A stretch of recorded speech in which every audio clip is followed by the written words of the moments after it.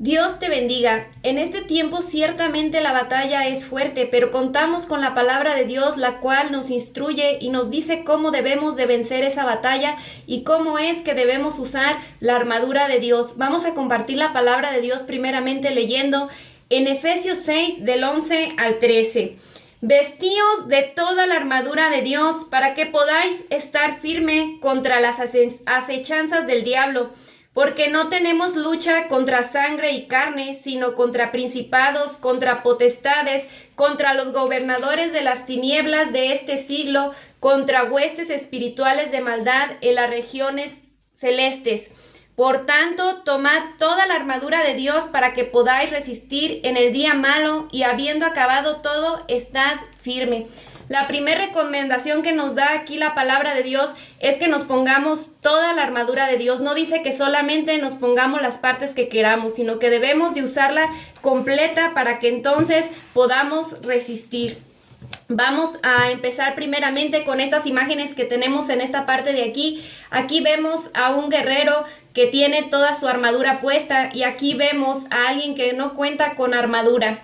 Ciertamente sabemos que la armadura sirve para que sea guardada su vida, pero si nosotros no tenemos una armadura puesta, entonces ¿qué es lo que va a pasar? Vamos a morir. Espiritualmente es lo mismo, necesitamos ponernos la armadura de Dios para poder tener vida, porque si no tenemos la armadura completa, como en este caso, entonces nosotros vamos a ser destruidos y vamos a perder la batalla.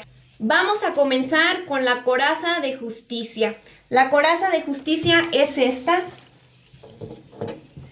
La coraza de justicia nos sirve para proteger nuestro corazón y vamos a leer unos textos de la Biblia para ver qué dice la palabra de Dios acerca de nuestro corazón. El primer texto lo encontramos en Lucas 6:45. Dice: el hombre bueno del buen tesoro de su corazón saca lo bueno, y el hombre malo del mal tesoro de su corazón saca lo malo, porque de la abundancia del corazón habla la boca.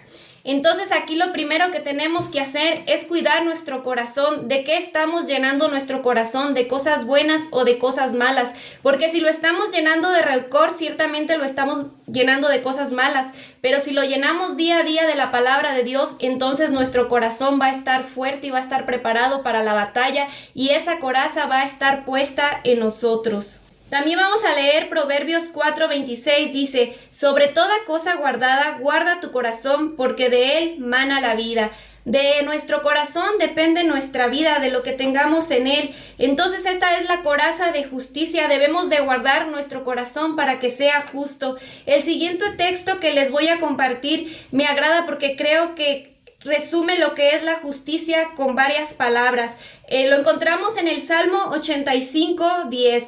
La misericordia y la verdad se encontraron, la justicia y la paz se besaron. Ciertamente lo contrario de la justicia sería lo contrario de estas palabras.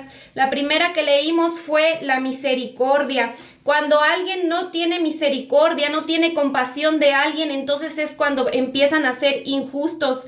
Dice también que la verdad se encontraron. Cuando las personas andan en mentira, toda mentira lleva a la injusticia. Y también dice aquí que la justicia y la paz se besaron, porque parte de la justicia es la paz. Si fuéramos todos justos, realmente existiría en nosotros la verdadera paz. La siguiente parte de la armadura es el cinto de la verdad. El cinto de la verdad nos sirve para sujetar la armadura. Es una pieza muy importante porque sin ella la armadura no estaría en su lugar y se podría caer.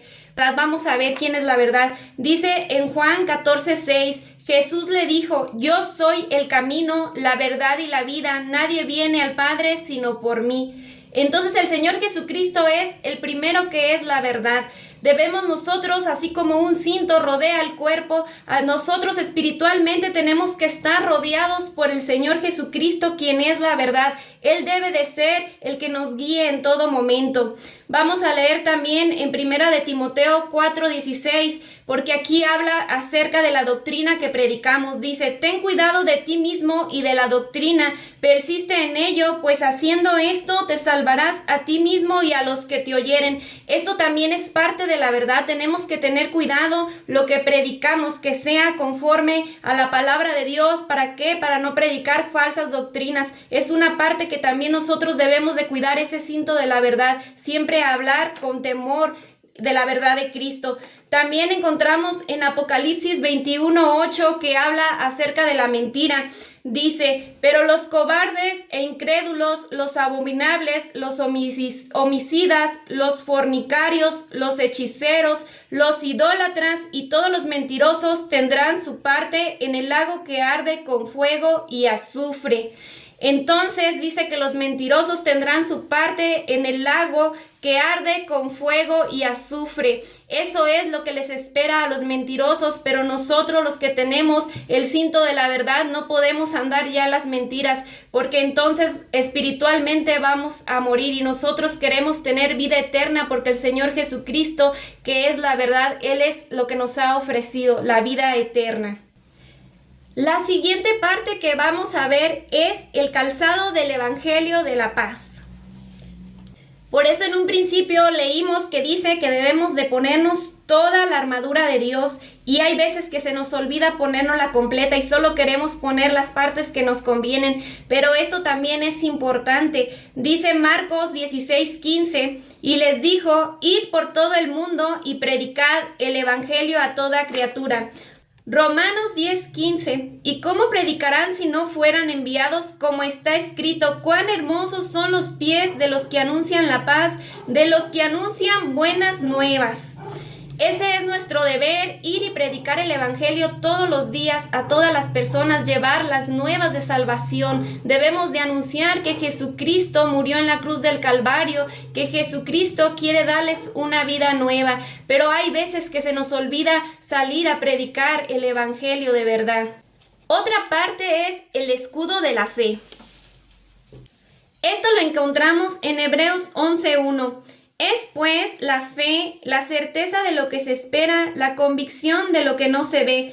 Hebreos 11:6.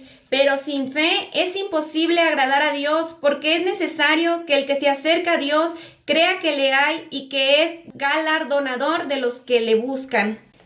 La fe es algo que no vemos, pero sabemos que va a suceder. Es esa confianza que tenemos en Dios. Nosotros a Dios no le hemos visto, pero sabemos que Él es real, que Él existe, porque lo vemos día a día en nuestra vida, cómo Él nos ayuda, cómo es que Él está con nosotros. Podemos sentir su presencia cada que nosotros oramos. Sabemos que el Señor está ahí para escucharnos. Y Dios se agrada de que nosotros tengamos fe, de que creamos que Él es real.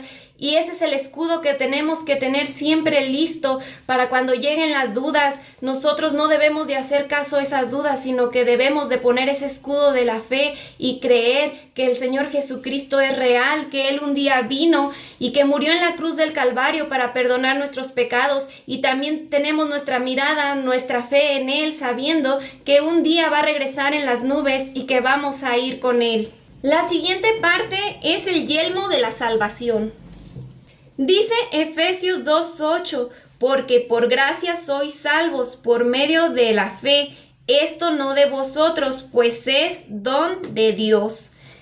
Esto es una parte muy hermosa, el yelmo de la salvación que cubre nuestra cabeza, que cubre nuestros pensamientos y que sabemos que por gracia es que somos salvos, no por obras para que nadie se gloríe, sino por ese grande amor y ese sacrificio que el Señor Jesucristo hizo en la cruz del Calvario. Por eso es que somos salvos. Muchas veces el enemigo va a venir a querer atacar nuestra mente y querernos hacer pensar que no somos hijos de Dios, pero nosotros debemos de recordar la palabra de Dios que dice que por gracia somos salvos. Entonces, cuando nosotros nos ponemos el yelmo de la salvación en nuestra cabeza, nosotros estamos protegiendo nuestra mente de los ataques del enemigo.